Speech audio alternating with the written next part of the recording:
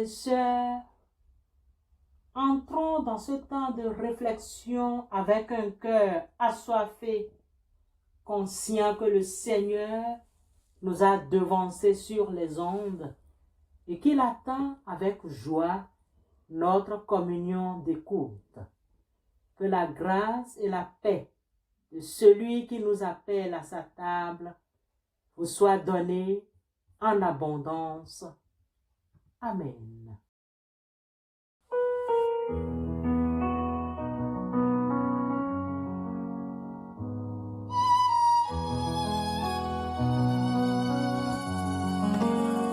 Ce n'est pas fini.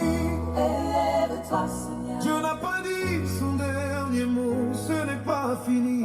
Élève-toi dans ta grandeur.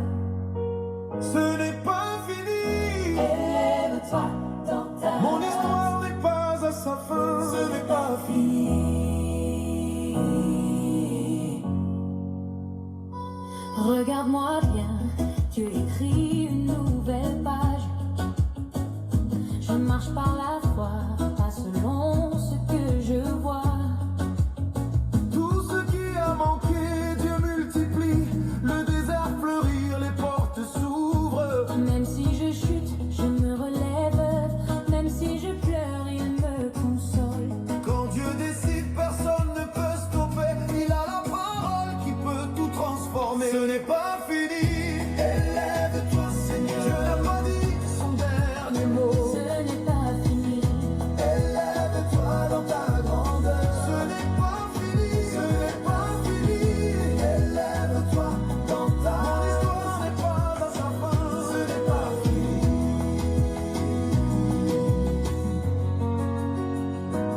Il me protège comme la prunelle de ses yeux. Il me relève, il me garde dans les cieux. Mes ennemis ne dominent pas sur moi, car c'est l'Éternel qui décide du combat. Quand tout dit stop, lui dit avance. Quand tout est noir, il rallume l'espérance. Je peux tout traverser, mais je ne tombe pas, car Dieu est fidèle, il combat pour moi. Ce n'est pas fini. Élève-toi, Seigneur. Dieu n'a pas dit son dernier. Frères et sœurs en Christ Jésus, nous vivons dans une génération qui court après le temps, mais qui oublie celui qui a créé le temps. Nous sommes disciplinés pour les humains, mais négligents pour le roi des rois. Aujourd'hui, le Saint-Esprit nous pose une question simple. Qui est réellement le Seigneur de ta vie? Ou qui est le Dieu de ta vie? Ton employeur ou ton créateur? Bien-aimés, nous sommes capables de braver la pluie, la neige, le soleil, les embouteillages et la fatigue pour arriver à l'heure au bureau ou à notre lieu de travail. Pourquoi? Parce que nous craignons la sanction et nous aimons le salaire. Nous craignons qu'avec le retard, l'employeur nous enlève quelques centimes de notre salaire ou bien il peut nous sanctionner. Pourtant, l'Écriture nous avertit dans la prophétie de Malachie chapitre 1, versets 8 et 9. Quand vous offrez en sacrifice une bête aveugle, n'est-ce pas mal? Quand vous en offrez une boiteuse ou infirme, n'est-ce pas mal? Offre-la donc à ton gouverneur. Te recevra-t-il bien? Te fera-t-il bon accueil? Dit l'Éternel des armées. Priez Dieu maintenant pour qu'il ait pitié de nous. C'est de vous que cela vient. Vous recevra-t-il favorablement? dit l'Éternel des armées. Malachie, chapitre 1, versets 8 et 9. Dans ces deux versets, Dieu reproche au peuple et aux prêtres d'offrir en sacrifice des bêtes malades, aveugles ou boiteuses, gardant le meilleur pour eux-mêmes tout en prétendant l'honorer. Malachie le prophète conclut qu'il est inutile d'implorer la faveur de Dieu ou sa grâce tant que l'on persiste à lui offrir ce que l'on a de moins précieux, car Dieu n'accepte pas les offrandes faites avec mépris. Le prophète conclut que personne n'oserait présenter de tels cadeaux médiocres à un gouverneur humain, car cela sera perçu comme une insulte et un manque de respect total. Pour nous, les humains, traitons-nous avec légèreté les choses de Dieu et plus particulièrement le culte que nous lui rendons? Bien-aimés frères et sœurs, si tu n'oserais pas arriver en retard à un entretien d'embauche ou devant un chef d'État, comment peux-tu faire attendre le maître de l'univers? Le retard au culte n'est pas un problème d'horloge, c'est un problème d'honneur. Arriver à l'heure, ce n'est pas simplement remplir une chaise, c'est une question de disposition de cœur. Dans le livre d'Exode 19, 10 et 11, Dieu dit à Moïse, « Va vers le peuple, sanctifie-les aujourd'hui et demain, qu'ils lavent leurs vêtements, qu'ils soient prêts pour le 3e jour, car le 3e jour, l'Éternel descendra aux yeux de tout le peuple sur la montagne de Sinaï. » Exode 19, 10 et 11. Dieu est un Dieu de rendez-vous. Quand tu arrives en retard au culte, quand tu arrives en retard aux réunions d'église, ce rendez-vous céleste, tu manques les prémices de la louange, tu manques l'atmosphère de la présence de Dieu qui prépare ton cœur à recevoir sa parole. Tu demandes à Dieu de bénir ta journée, mais tu ne lui donnes pas la priorité de ton temps. Ne savons-nous pas que les choses spirituelles gouvernent le physique? Le texte nous rappelle une vérité profonde. Le spirituel gouverne le physique. Si tu es incapable de discipliner ton corps pour être à l'heure dans la maison de Dieu, comment pourras-tu régner dans les lieux célestes? Dans le livre des Proverbes, au chapitre 8, verset 17, la sagesse dit, « J'aime ceux qui m'aiment et ceux qui me cherchent me trouvent. » Proverbe 8, 17. La ponctualité à vos réunions ecclésiologiques est le reflet de notre soif de Dieu. Celui qui a faim arrive avant que le repas ne soit servi. Celui qui est indifférent arrive quand les restes sont déjà froids. Ainsi, nous lançons un appel au repentir. L'Église, le lieu du culte ou de réunion biblique, n'est pas un cinéma où l'on peut rater le début du film sans conséquence.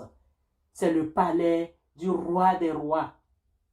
Un peuple qui méprise l'heure du culte est un peuple qui risque de voir la gloire de Dieu s'éloigner par manque de considération. Frères et sœurs, changeons de mentalité. Ne fais plus attendre le Saint-Esprit. Ne laisse pas le monde avoir le meilleur de ta discipline et Dieu n'avoir que tes miettes. Sois là où Dieu t'attend, car c'est dans cette obéissance que se trouve la clé de ta distinction dans cette génération. Je vous exhorte donc, frères, par les compassions de Dieu, à offrir votre corps comme un sacrifice vivant, saint, agréable à Dieu, ce qui sera de votre part un culte raisonnable. Ne vous conformez pas au siècle présent, mais soyez transformés par le renouvellement de l'intelligence. Épître de Paul aux Romains, chapitre 12, versets 1 et 2. Amen. Non, je ne connais pas mon avenir d'avance, mais je m'attends à Dieu qui ne veut que mon bien. Je sais que je peux mettre en lui ma confiance. Il me garde dans sa main, je ne crains rien, c'est dans sa main que Dieu me tient. Il m'aime, il me protège, il me soutient. Pour moi, jour après jour, il a son plan d'amour. Dieu me tient dans sa main, il me tient dans sa main, il me tient dans sa main, je ne crains rien. Prions Dieu. Dieu Tout-Puissant, toi qui nous tiens dans ta main, nous te remercions pour ton message qui nous enseigne au jour le jour. Ce miroir qui nous montre les défauts de nos cœurs. Seigneur, pardonne-nous pour notre légèreté. Pourquoi nous, humains, prenons-nous si souvent à la légèreté ton œuvre et surtout le culte que nous t'offrons? Éternel notre Dieu, dès aujourd'hui, nous prenons l'engagement de t'honorer, d'honorer tes rendez-vous, que ta présence nous illumine et que notre présence à temps soit notre premier acte d'adoration. Nous refusons que le monde reçoive la force de notre zèle, tandis que toi, tu n'en recevrais que la fatigue de nos fins de journée. Éternel notre Dieu, apprends-nous à considérer chaque temps de prière non comme une obligation, mais comme une audience royale où le roi des rois nous attend. Que notre discipline personnelle soit le reflet de notre amour, car nous savons, Père éternel, qu'on ne fait pas attendre celui que l'on respecte vraiment. Dieu notre Père, nous renonçons à t'offrir les restes de notre temps et de notre énergie. Nous choisissons de te consacrer les prémices de nos journées. Fais de nous des modèles de rigueur, afin que notre manière de t'honorer soit un témoignage qui interpelle notre génération. Que nous ne soyons pas seulement présents de corps, mais que nos esprits soient totalement disposés dès le premier instant. Pardonne-nous d'avoir souvent fait passer nos urgences humaines avant ton importance divine. Saint-Esprit du Dieu vivant, aide-nous à vaincre la négligence, afin que nos vies deviennent des autels où le feu ne s'éteint jamais. Nous ne voulons plus te faire attendre, Père notre Dieu, car nous savons que dans cette obéissance se trouve la clé de notre distinction. Au nom de Christ Jésus, éternel Dieu Tout-Puissant, nous te prions. Amen.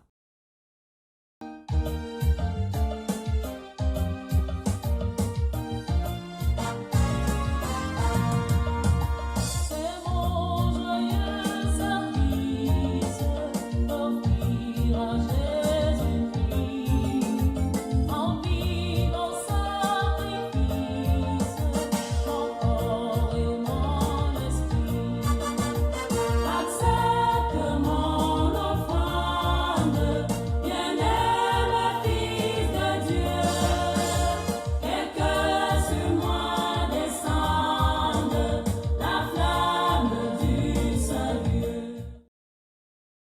recevons la bénédiction de la part de notre Dieu. Que le Seigneur fasse briller sa face sur vous et qu'il fortifie votre résolution. Qu'il nous donne la force de discipliner nos cœurs pour lui offrir le meilleur de nos vies. Allons maintenant avec cette onction de distinction, que notre ponctualité envers Dieu devienne une source de faveur dans tout ce que nous entreprendrons au nom de Jésus-Christ. Amen.